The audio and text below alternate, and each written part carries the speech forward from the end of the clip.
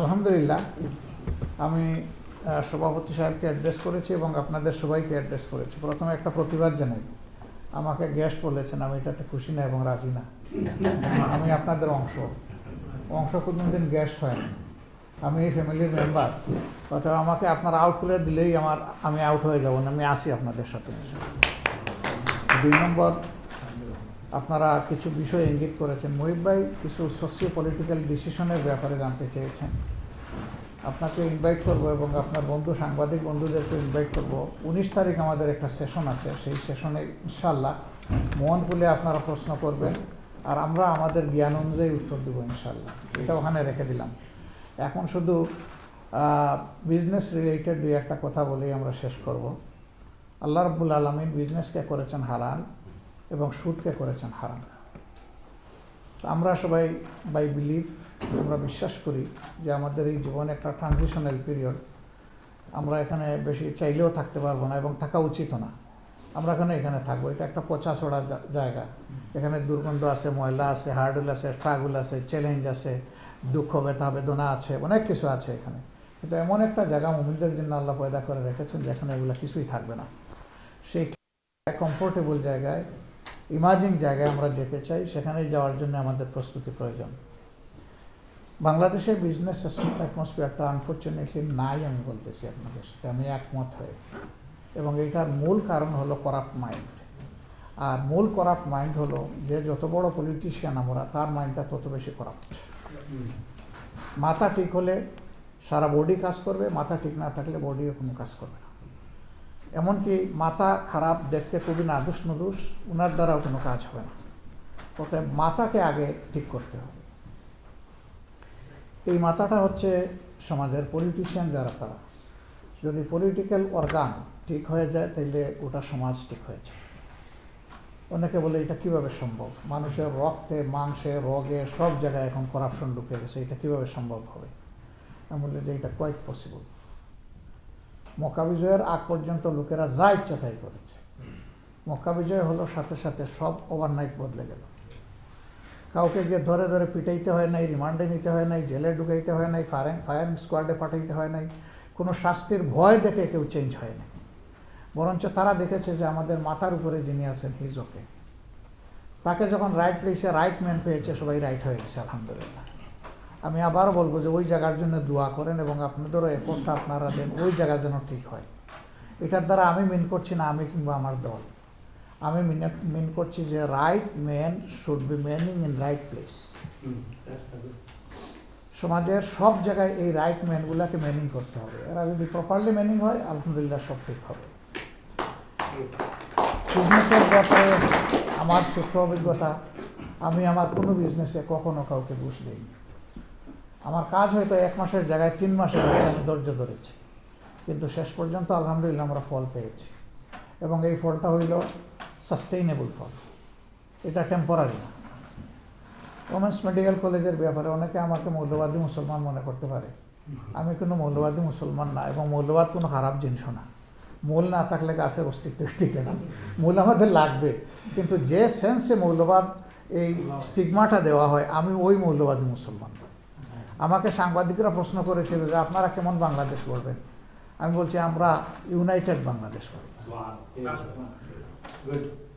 উপদেষ্টাদের শপথের দিন সাংবাদিকরা আমার অনুভূতি জানতে চেয়েছে যে আজকে জাতিকে আপনি কি মেসেজ দেবেন? আমি বলছি যে আমরা সামাজিক সুবিচার চাই, ওই মেসেজটা শুধু দিতে চাই। যদি সোশ্যাল জাস্টিস সব ক্ষেত্রে প্রতিষ্ঠিত হয়ে যায়, তাইলে কিন্তু করাপশন করা সহজ হবে না। তখন যারা করাপশন করতে চাইবে তাদেরকে 100 বার চিন্তা করতে হবে। এই জায়গাটা ঠিক হলে সব ঠিক হয়ে যাবে ইনশাআল্লাহ। আমি আপনাদেরকে বলবো যে অভিমান করে বাংলাদেশকে ত্যাগ করবেন না। মা কখনো অভিমান করে তার সন্তানকে তাড়াইয়ে দিতে পারে না। আমি এটা বিশ্বাস করি, আপনাদের অন্তরে বাংলাদেশের জন্য গভীর ভালোবাসা আছে, বরঞ্চ আমাদের যা আছে তার চাইতে বেশি আছে। বলবেন যে এটা তো আমাদেরকে বোধহয় একটু আপনারা একটু তেলে দিলেন কিনা। না, আমি তেল দিইনি তো, এটা রিয়েলিটি। আমরা দেখতে দেখতে চোখের সামনে যা দেখছি আমরা অভ্যস্ত হয়ে গেছি। কিন্তু আপনারা একটু দূরে থাকার কারণে বাংলাদেশে যখন একটা গাছ থেকে পাতা ঝরে, তখন আপনারা চিন্তা করেন যে এর পিছনে কোনো রহস্য আছে কিনা, কোনো বিপদ সংকেত আছে কিনা, এবং হয়ে গেছে তো অতীতে এইগুলা। এই জন্যে আমাদের যে কি বলে একটা কনসার্নের জায়গা, এর চাইতে অনেক বেশি আপনাদের কনসার্নের। আমি বিশেষভাবে ধন্যবাদ দিই। আমি বারবার ফেসিজম আর ফেসিস্ট সরকার এটা বলাও পছন্দ করি না, কারণ ওরাও তো আমাদের পরিবারের সদস্য, রাজনৈতিক পরিবারের সদস্য। ভুল মানুষ করতে পারে, করাপশনও মানুষ করতে পারে। ভুল যে করবে সে সরি বলবে, করাপশন যে করবে তার শাস্তি হবে, ন্যায় বিচারের মাধ্যমে সেই শাস্তি নিশ্চিত হবে। কোনো অবিচার করে নয়, কারো উপর জুলুম করে নয়। কিন্তু বারবার তাকে গালি দিতে হবে, এটাও আমি খুব ভালো মনে করি না। এই জন্য আমি বলবো, অতীতে যারা রাজনীতি করেছেন তারা রাইট করুন রং করুন, তারা তো করে গেছেন। এখন আমরা কি করব? তাদের নিয়ে শুধু পড়ে থাকলে আমাদের লাভ কী হবে? তারা যা করেছেন তার সাক্ষী জাকি হয়ে গেছে। জাতি বিচার করবে কি করবে না করবে। এখন আমরা কি করব জাতিকে, সেইটা তো আমাদের বলা উচিত। আমরা এই জায়গাটায় কমিটমেন্ট দিচ্ছি।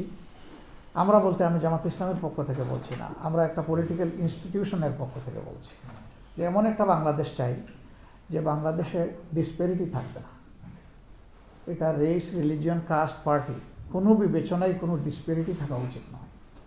একজন সিটিজেন বাংলাদেশে জন্ম নেওয়ার পরে সে কোন দলের আর কোন ধর্মের এটা বড় বিষয় না, সে বাংলাদেশি সিটিজেন, এটা তার বড় পরিচয়। সুতরাং আমার যে রাইট আছে তারও সেই রাইট আছে। আমরা বারবার একটা কথা বলে আসছি, যদি মুসলমানদের মসজিদ পাহারা দেওয়ার দরকার না হয় তাহলে হিন্দুদের মন্দির পাহারা দেওয়ার দরকার হবে কেন? নিশ্চয়ই এমন কিছু কাজ আমরা করেছি যার কারণে ওইটা পাহারা দেওয়া লাগে। ওই কারণটা দূর করতে হবে, যাতে কারোই কোনো ধর্মীয় প্রতিষ্ঠান পাহারা দেওয়ার দরকার না হয়। সবাই স্বস্তিতে তার ধর্মের কাজ সে করতে পারে। নারী পুরুষের উনি ব্যাপারটা পলিটিক্যাল আনলেও আসলে পলিটিক্যাল না। আল্লাহ তাআলাই তো জুড়ায় জুড়ায় সমস্ত সৃষ্টি, যারা জীবন আছে তাদের সকলকে জুড়ায় জুড়ায় পয়দা করেছে, শুধু প্রাণী না, উদ্ভিদও। আমি সায়েন্সের ছোট্ট ছাত্র হিসাবে আমি এটা পর্যবেক্ষণ করেছি যে আল্লাহ তাআলা শুধু প্রাণী জগৎকে জুড়ায় জুড়ায় নয়, উদ্ভিদ জগৎকেও জুড়ায় জুড়ায় পয়দা করেছে। সেটা কেন? এই দুইয়ের সম্মিলনেই পূর্ণতা পায়, একে অন্যের পরিপূরক, সাংঘর্ষিক নয়। সুতরাং মাদেরকে বাদ দিয়ে, বোনদেরকে বাদ দিয়ে, মেয়েদেরকে বাদ দিয়ে আমাদের সমাজ উন্নত হবে, এটা বুকার স্বর্গবার, এটা কখনো হবে না। তা আমরা কি করবো ওনাদের? অনেকে মনে করে যে ভাই বলেছেন যে আফগানিস্তান না, আরেক বোন আমাকে প্রশ্ন করেছিল সাংবাদিক যে এটা আফগান হবে না পাকিস্তান হবে। আমি বলছি না, ইনশাল্লাহ এটা বাংলাদেশ হবে। এটা আফগানও হবে না, পাকিস্তান হবে। সেই বাংলাদেশটা কেমন হবে? মারা কেমন থাকবে? আমরা বলেছি যে মারা তাদের যোগ্যতা দক্ষতা অনুযায়ী সকল পেশায় অংশগ্রহণ করবেন। দুইটা বাড়তি জিনিস, একটা হচ্ছে মর্যাদা আর একটা হচ্ছে সেফটি। এই দুইটার কোনোটাই নাই তাদের এখন সমাজে। এটা স্বীকার করতে আমার কোনো অসুবিধা নেই। সেই সমাজে আমরা দেখতে চাই যে ওই দুইটা জিনিসও তারা পাবে। সম্মানের সাথে দেশকে তারা মন প্রাণ উজাড় করে দেবেন। তবে তাদের প্রতি এখন অবিচার করা হয় আর একটা জায়গায়। একজন পুরুষ তিনি 8 ঘন্টা ডিউটি, একজন মহিলা তাকেও 8 ঘন্টা ডিউটি করতে হবে। তো তিনি যে মা, তিনি যে গর্ভে সন্তান ধারণ করেন, তিনি যে বাচ্চাকে বুকের দুধ খাওয়ান, বাবা তো এটা করে না। তাহলে এটা তো তার উপরে বার্ডেন, জুলুম। এমন একটা দেশ হওয়া উচিত যে তাদের প্রতি এই জায়গায়ও খেয়াল রাখতে হবে। পুরুষের ডিউটি যদি 8 ঘন্টা হয় তাদের 6 ঘন্টা করে দেওয়া উচিত। তারা 2 ঘন্টা এক্সটেনশন দিয়ে তাদের ফ্যামিলিকে দেবে। এইভাবে একটা ফ্যামিলি ব্রাইট ফ্যামিলি হিসাবে গ্রো করবে। বিজনেসের ক্ষেত্রে আমার অনুরোধ যে আপনারা আসুন, বাংলাদেশ আসুন, প্রিয় বাংলাদেশে আসুন। আপনারা আমাদের ময়লা আবর্জনাকে দেখে দূরে যদি থাকেন তাহলে ওইটা আরও ময়লা হবে। আপনারা যখন আসবেন তখন এখানকার অভিজ্ঞতা ওখানে কাজে লাগবে। আপনাদের অভিজ্ঞতা, আপনাদের ফান্ড আর ওখানের হাতগুলো আপনাদের দিকে আগে আসবে, দেশ উন্নতির দিকে যাবে। এটা সিলেটেই করেন আর নর্থ বেঙ্গলেই করেন। দেশ আমাদের ছোট্ট দেশ, ছোট্ট একটি দেশে 18 কোটি মানুষ। দুনিয়ার কোথাও এত থিকলি পপুলেটেড কোনো কান্ট্রি দুনিয়ায় নাই। এটা একদিকে বলতে পারেন বোঝা, কিন্তু আমি দেখি এটা আমাদের সম্পদ। কারণ মানুষই তো আসল সম্পদ। এই মানুষকে আমরা বোঝা বানিয়েছি। আমরা সার্টিফিকেট বিতরণ করি কিন্তু মানুষের হাতে আমরা স্কিল তুলে দিই না। যদি এই যুবক যুবতীদের হাতে আমরা স্কিল হ্যান্ড পাওয়ার তুলে দিই তাহলে বাংলাদেশ চমকে যাবে, বদলে যাবে ইনশাআল্লাহ। আমরা ওই বাংলাদেশ চাই। আমরা তারুণ্য নির্ভর নয়, তারুণ্য সমৃদ্ধ বাংলাদেশ করতে চাই। এই আন্দোলনে তরুণরা তারা নেতৃত্ব দিয়েছে, আমি বারবার তাদেরকে স্যালিউট জানাই। 15.5 বছর আমরা ফিনিশিং দিতে পারি নাই, ফিনিশিং তাদের হাতে হয়েছে। সুতরাং তাদেরকে স্যালিউট দিলে আমি গর্বিত হব। বাবা হিসাবে, অভিভাবক হিসাবে আমাদের সন্তানরা এই কাজ করে দিয়েছে, আমরা গর্বিত, আলহামদুলিল্লাহ। আমি এদের জন্য দোয়া করি যে এদের এই মনোভাব, দেশপ্রেম এবং অন্যায় অসত্যের সাথে আপোষহীনতা, এটা যেন আল্লাহ আরও বৃদ্ধি করে দেন তাদের।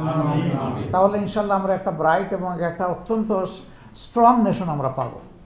আমাদের সারাউন্ডিংয়ে অনেক দেশ আছে, অনেকে সেই দেশগুলো নিয়ে ভাবে যে তারা যদি আমাদেরকে লাইক না করে, আমাদেরকে ফেভার না করে, আমাদেরকে অ্যাসিস্ট না করে, তাহলে কি হবে? এটা ম্যাটার করে না। ম্যাটার করে একটা জাতি ইউনাইটেড কিনা।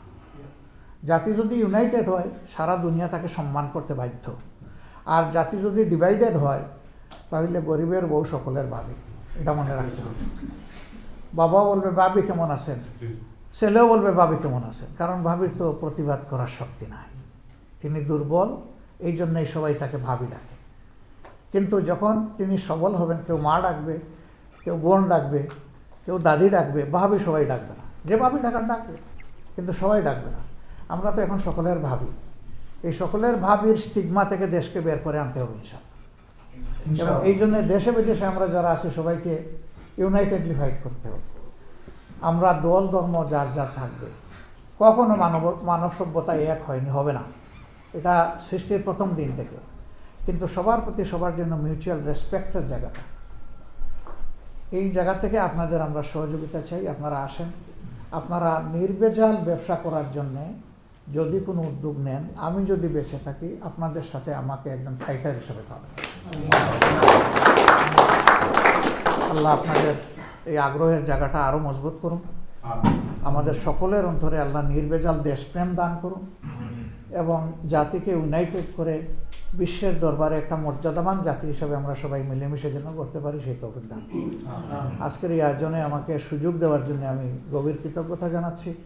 আপনাদের মুখগুলা দেখে নিলাম, আল্লাহ তাআলার দরবারে দোয়া করি এই সবগুলা মুখ একসাথে মাবুদের জান্নাতে আমরা যেন যেতে পারি। আসসালামু আলাইকুম।